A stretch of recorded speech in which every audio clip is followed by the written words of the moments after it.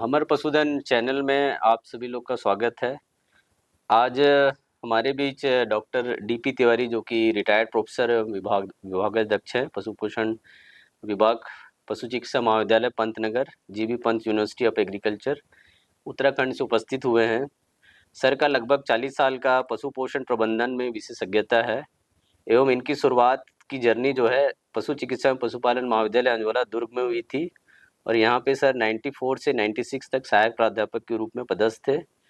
इसके बाद वो 96 से सह प्राध्यापक के रूप में पंतनगर में ज्वाइन किए थे और 20 में रिटायर हुए हैं as a professor and head और अभी वर्तमान में रीवा में निवासरत हैं।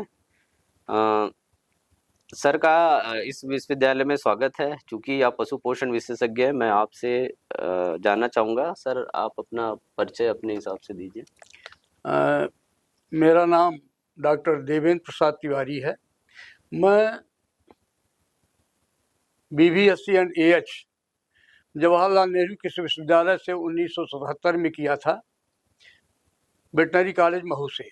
इसके बाद मैंने MBSc वेटनरी कॉलेज जबलपुर से किया, 1980 में कंप्लीट किया और मैंने वहीं पर जबलपुर में अपनी सर्विस शुरू की सन 1978 में और इसके बाद सहायक प्राध्यापक के रूप में वहाँ 1991 तक रहा और 1991 में मैं इंदिरा गांधी कृषि विश्वविद्यालय के अंतर्गत पशु चिकित्सा एवं पशुपालन महाविद्यालय अंजोला दुर्ग में अपनी सेवाएं सह प्राध्यापक के रूप में शुरू की, जो कि 1998 तक अनवरत रूप से मैं यहाँ पर रहा। यहाँ मैंने शिक्षण कार्य, अनुसंधान कार्य और प्रसार कार्य का काम किया हमने यहाँ पर और छत्तीसगढ़ में काफ़ी हमने यहाँ पर काम किया, बिलासपुर में, जगदलपुर में, अंजोरा में, रायपुर में,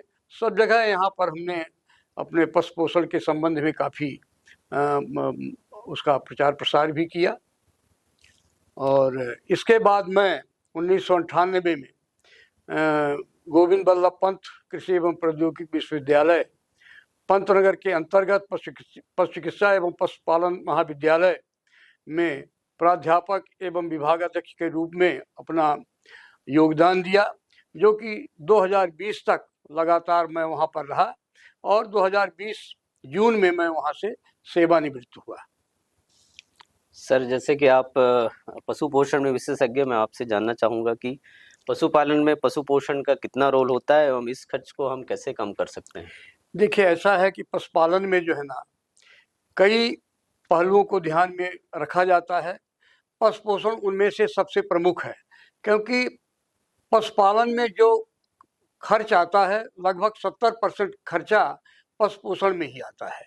इसके बाद हमारे किसान भाइयों को जो है ना पशु पोषण के बारे में तो उनको ज्ञान होना ही चाहिए, साथ ही साथ उनका रखरखाव, उनका जो है ना पशु प्रजनन और कुछ जो है ना उनके स्वास्थ्य के बारे में भी उनको जानकारी होनी चाहिए। तो इसका बहुत बड़ा योगदान है पशु पोषण का, क्योंकि 60 से 70% जो खर्च जो है ना पशु पोषण पर ही आता है। सर, मैं आपसे जानना चाहता हूँ कि पशु पोषण प्रबंधन में चारे की क्या उपयोगिता है एवं चारे का मूल्य संवर्धन हम कैसे कर सकते हैं? एक तो छत्तीसगढ़ में सबसे बड़ी चारे की उपलब्धता धान के पैरा के रूप में, धान का पुआल के रूप में, जो भी आप लोग इसको कहते हैं, वही उपलब्ध है। और सबसे बड़ी चीज़, फसल के अनुसार ही पशु पोषण का निर्धारण किया जाता है। जहाँ गेहूं की फसल है वहाँ गेहूं का भूसा उपलब्ध होगा सूखे चारे के रूप में।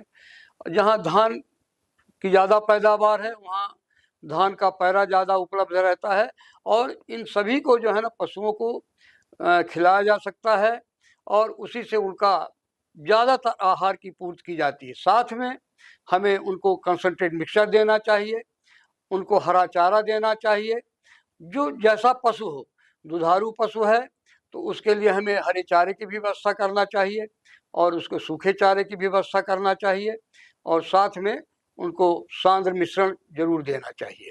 जहाँ तक चारे के संवर्धन का प्रश्न है, यहाँ सबसे ज़्यादा उपलब्धता धान के पैरे की है और धान के पैरे की आप लोगों को ही पता है कि इसमें कुछ ऐसे तत्व भी हैं जो कि विषैले होते हैं और खासकर ऑक्जेलिक एसिड होता है उसमें, और वो जो है कैल्शियम की कमी कर देता है। तो इसका संवर्धन किया जा सकता है, मूल्य का संवर्धन किया जा सकता है। उसको हम यूरिया से उपचार कर सकते हैं, थोड़ा बहुत चूना भी उसमें डाल सकते हैं, जिससे कि वो ऑक्जेलिक एसिड की जो भी विषाक्तता है उसको कम कर देता है वो, और यूरिया से उपचार करने पर उसमें ऊर्जा की उपलब्धता ज़्यादा बढ़ जाती है। इस तरह से हम उसका मूल्य का संवर्धन कर सकते हैं। दूसरी चीज़, यदि हम पशुओं को यदि संपूर्ण आहार के रूप में उनको हम चारा उपलब्ध कराएं, तो उससे जो है ना उनको सभी चीज़, उनको ऊर्जा है, प्रोटीन है, खनिज तत्व हैं, मिनरल्स हैं, विटामिन्स हैं, वो सभी जो है ना एक संतुलित मात्रा में उनको उपलब्ध होते हैं, जिससे कि उनकी शरीर में उपयोगिता भी बढ़ती है, उनका रख रखाव भी अच्छा होता है, और दूध की जो है ना उत्पादकता भी उससे बढ़ती है, और साथ ही जो पशु प्रजनन की क्षमता है वो भी बढ़ जाती है उससे।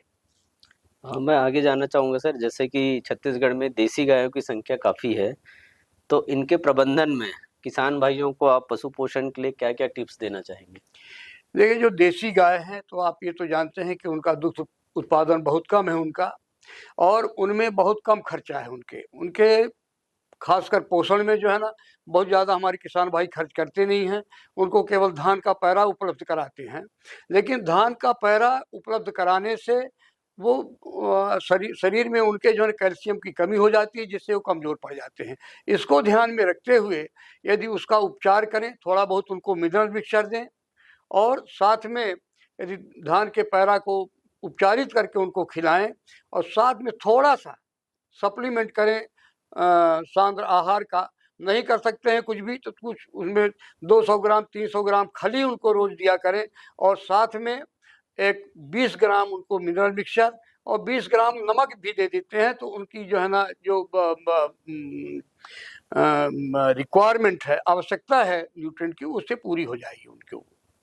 सर मैं आगे जानना चाहूँगा, जैसे नए पशुपालकों को पशुपालन को लाभदायक बनाना है, उसको अगर एज ए बिजनेस के रूप में लाना है, तो आप क्या सुझाव देना चाहेंगे? देखिए, ऐसा है, हमने आपको पहले ही बताया कि पशुपालन के जो है ना 4 पहलू हैं। सबसे ज़्यादा इम्पॉर्टेंट है अच्छी नस्ल के जो है ना, हमारे देसी गाय भी जो है ना वो भी अच्छी नस्ल की उपलब्ध है यहाँ पर। साहीवाल है, गिर है, थारपारकर है, और रेड सिंधी भी उपलब्ध है। यदि इनको पालते हैं तो ये एक मीडियम मतलब मध्यम दुग्ध उत्पादन वाली गाय है ये, और इनके लिए बहुत ज़्यादा जो है ना खर्चा भी नहीं आता है इनके ऊपर। तो इनको मतलब इनका जो है ना पालन करें इनका, और साथ में जो है ना इनका पशु पोषण के बारे में अच्छा ज्ञान अर्जित करें।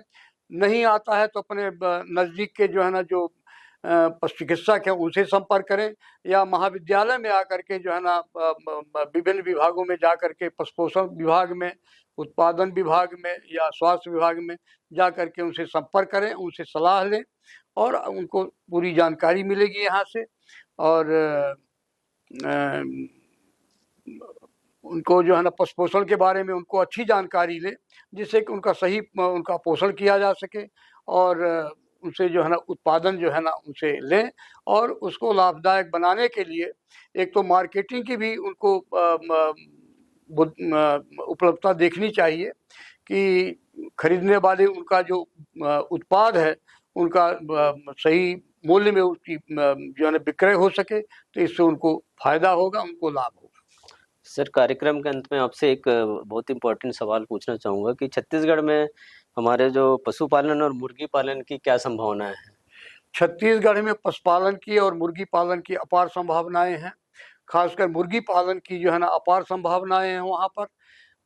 उनके लिए जो है ना एक तो अच्छा घर होना चाहिए, और मुर्गियाँ तो चूँकि उनके चूजे जो है ना सब जगह यहाँ उपलब्ध हैं, उनको ला करके उनको पालें, आहार जो है ना, पशु आहार उनका जो है ना अपने से बना सकते हैं तो ठीक है, और नहीं तो बाजार से खरीद करके उनका पालन करें। मुर्गी पालन की तो अपार संभावनाएं हैं, और चूंकि हम पालते क्यों हैं इनको, हमें चूंकि अपने लिए जो है ना, मनुष्यों के लिए ही जो है ना, उसको जो है ना सही पौष्टिक प्रोटीन मिल सके, और जो है ना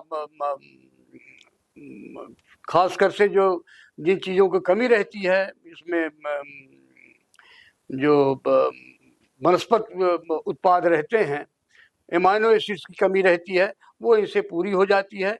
तो ये तो छत्तीसगढ़ में खासकर मुर्गी पालन की तो अपार संभावनाएं हैं, और साथ ही बकरी पालन की संभावनाएं हैं यहाँ पर, और डेयरी व्यवसाय की तो अपार संभावनाएं हैं। धन्यवाद सर। मैं सर का बहुत बहुत धन्यवाद देना चाहूँगा कि जो कि उत्तराखंड से आए हैं और हमको हमारा जो हमार पशुधन चैनल है और विश्वविद्यालय की जो प्रसार की जो विभाग है उनको समय देने के लिए बहुत बहुत धन्यवाद सर आपका। धन्यवाद आपका भी। ठीक।